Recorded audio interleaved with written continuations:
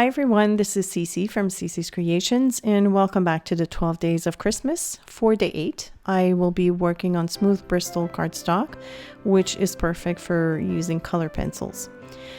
So for this image, I decided to add in some hollies and some berries, and I'll be giving it a special treatment for the background.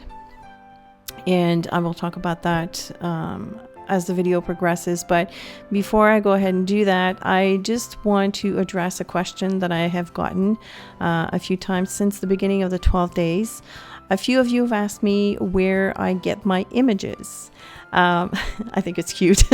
They're actually my own. I drew them and they are up for grabs on my Etsy store, and you will find the link in the description of this video if you're watching on YouTube, or you can click on the iCard that appears in the top right hand corner. It's the little eye in the circle, and that will take you directly to my shop. Okay, so I'm going to show you this section here just to talk about my full process, because I did not keep all the footage in this video, otherwise it would have been too long. And quite honestly, the whole coloring took me one day just because I took my time and I was really enjoying the process. That is to say that you don't have to do this, but I like to show the possibilities of these pages because you can add on quite a bit. So essentially everywhere where there are holly leaves, I proceeded the same way. I did the veins first in a light color, and then I filled in with the darker color in between the veins. And I'll be alternating between two color schemes, and every time I'm going to introduce a new color, you'll see it flash at the bottom left hand corner of the screen so that you know which colors I'm using. However, I'm not going to do this every time I change color. It'll be introduced the first time I use it. So that's for the leaves, and then for the background I decided to fill all of that in with the that green color, which is called Lime Peel from Prismacolor. And yes, it's very tedious, but again, I'm the type of person that loves coloring, so I don't mind doing that. But the way I do that is I go very lightly and I make tiny circles, and as I move to, let's say that I just fill in the whole area with light pressure, and then I go back from the starting point and I add more pressure, and that's how I build a nice blend for the background. And when I was doing the background, I was skipping a few spots because I wanted to add some white dots, but not adding them myself. So essentially the dots are the paper. And then you'll see them appearing when I'm done the whole thing. I also made a larger circle at the top tier, like behind the top cupcake. I'm not sure why.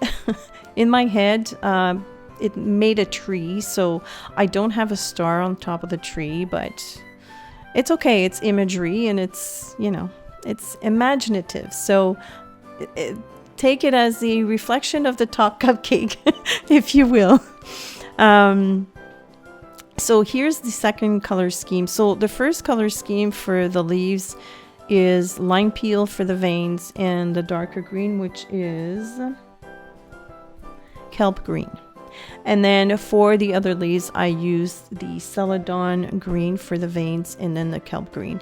And if I have two leaves, one on top of the other, I delimit the top leaf by adding a bit of dark brown, and then finishing that off with a bit of black, not too much. And so that's essentially becomes the shadow. And when I do the shadow, I start very dark, close to the edge of the leaf, and then I feather that out by using lighter pressure, and then I go back with my black and I just do the outline, and then I go again with the brown and I merge the two colors, and that's how I get that nice blend, and it helps differentiate the leaves. So here's the finished look. The background and the holly leaves are done.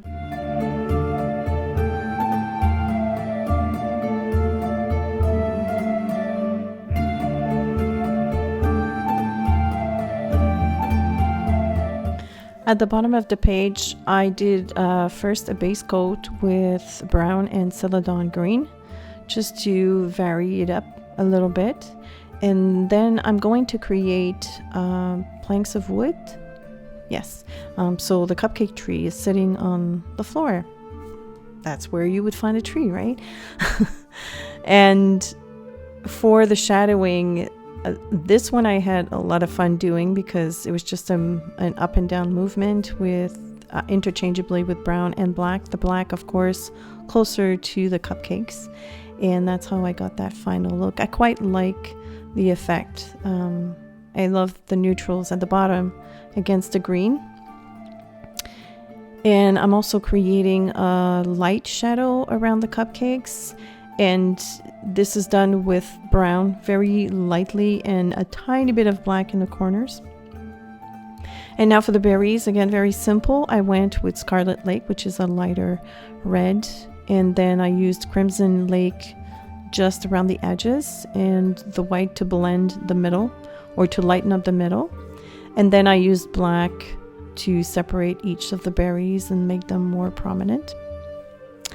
And here's how I treated some of the elements of the tree. I'm not going to show you every cupcake because that would have been too long of a video. I'm just going to show you some of the highlights. So for the pinwheel candies, because there are two, I did first a very light base coat with Scarlet Lake. And then I added Crimson Lake at the top and at the bottom of each of the sections, avoiding the middle. And then a little bit of black in kind of like in the center of the candy, and then I used the white to lighten up the middle of each section, and that way I was able to give it that rounded shape. So I've done both pinwheel candies the same way, and sometimes I go back and forth between colors from dark and light to dark and light, just to have a good blend. You can also use a blender color pencil. I know that Prismacolor has one. I have in my stash the one from Derwent, and I was considering using it, but I wanted to see the pencil strokes on this one. I just think it's interesting. It gives it texture. Sometimes I like a smooth coloring, but sometimes I think it's fun. I think it's fun to see those pencil strokes, so that's why I didn't use it. And also you could use OMS, which is odorless mineral spirit, to blend your colors, but like I said, this is not the look that I was going for. I really wanted to see the brush strokes, especially for the background. So each cupcake has, of course, icing and then some decorations. So the icing are done all the same way. I use a light color and I color the whole thing, and then I use a darker color to create some shadows, especially if I have like different layers in the icing. And this little reindeer, for some reason when I was coloring it, in my head he was a snowman. So that's why I went for blue. It's okay, it's my own cupcake tree.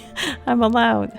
While I'm filming this snowman / reindeer cupcake, I want to address something that was also posed to me. The angle of my camera. I have an overhead installation, and for me to have a camera coming from the side would be is not feasible at this time. So I do apologize, and I really thought that I was on manual focus for the close-up shot, but I wasn't. And so as soon as you see my hand going towards the center of the camera, unfortunately it removes the focus on the page and focuses on my hand. So, and I also was trying to figure out the angle at which I could hold the pencil so that you would see how it looks on the paper. And towards the end, I'm kind of more successful at it. The result was I have a severe cramp in my hand today, but that's okay. I'll survive. But it's just the way I hold my pen. Unfortunately, that's the way it is. So I will try and find work around that for future videos. Maybe not for the 12 days of Christmas, but for future videos, because I do enjoy making these and I'm going to make more. But I also want it to be an enjoyable experience for everyone. So I thank you for your understanding.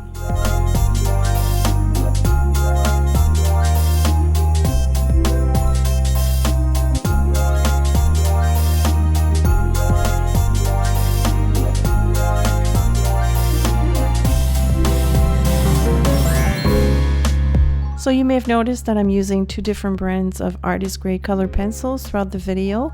I'm using Prismacolor's Premiers and Faber-Castell's Polychromos, and both are awesome and unique in their own ways, and I use them both at the same time without any problems. However, and both brands have pros and cons, of course, but they're both equally good in my opinion. The one thing that I've noticed that annoys me, however, the Prismacolors, because they're wax based, they create these little residues of like little bits and pieces that you have to brush off constantly, and that really annoyed me. So I grabbed a floofy brush and I was wiping them off from time to time. But if you're not careful, you can easily carry a color across another section, and there's no way to get rid of that. So I thought this was quite annoying.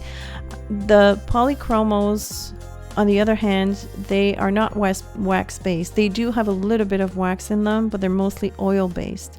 So that means two things. There's very little residue, and they are a lot harder. They're not as softer as the Prismacolors. However, I do feel that it's great for layering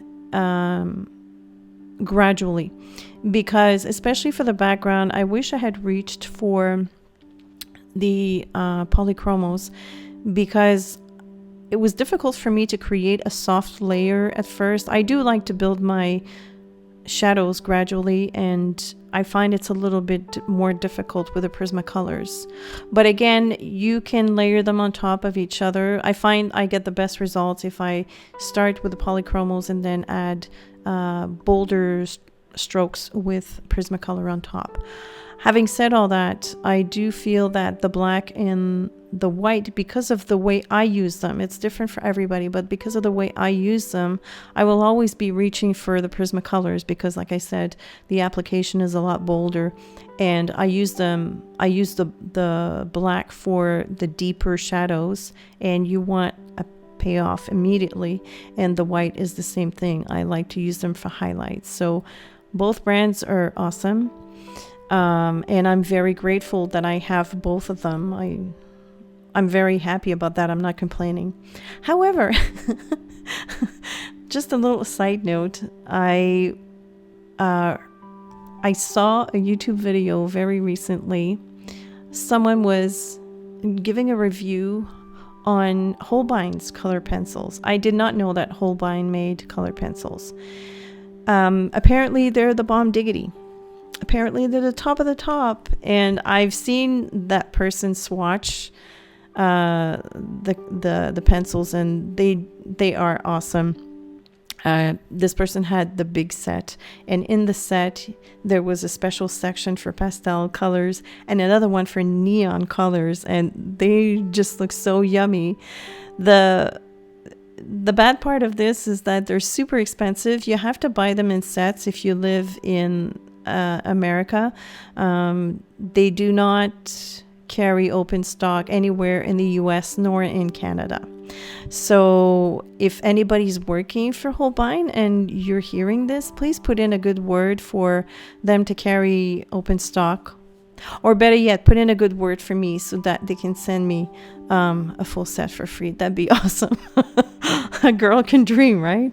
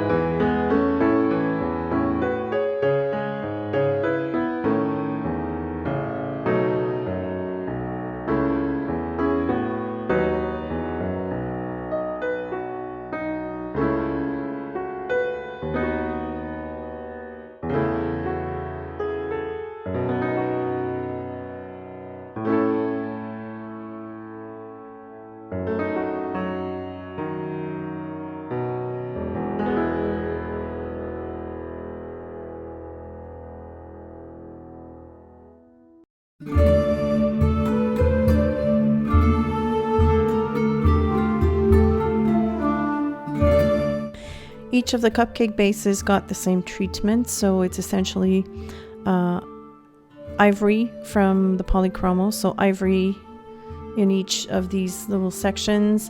And then I went with nougat on the line and kind of like working my way a little bit gradually towards the middle of each section. And then I used raw umber on the lines. And I've also used ivory to blend all of that. So when I was done with all of these colors, I used the ivory to in the middle to sort of blend a little bit. And I also added a little shadow of black underneath the icing and towards the top of each line. And that's what gives me that nice, it really brings the icing into focus, I find, because I didn't want the cupcakes to be flat. So this gives it a little bit more dimension.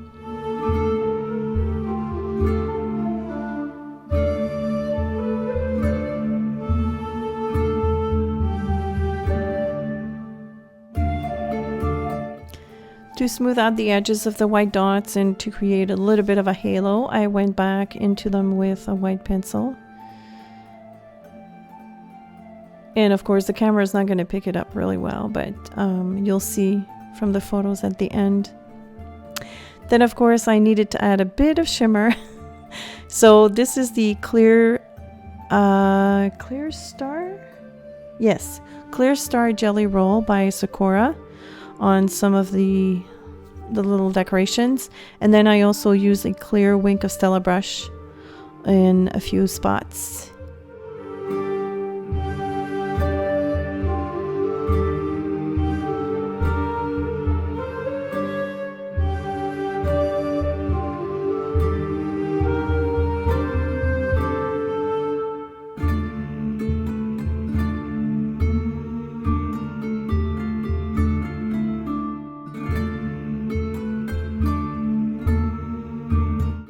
To add extra highlights, I used a white paint pen.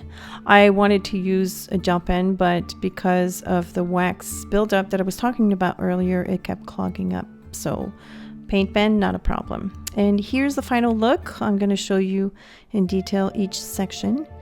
And that concludes today's video. Thank you so much for watching. And again, I would encourage you to go and visit my Etsy store if you're interested in getting these illustrations as printable coloring pages. They are available as a bundle of 12 or single. And the link again is in the description and in the iCard. Thank you so much for watching. If you have any questions or comments, please feel free to leave them below. And I will see you tomorrow for day 9. Bye.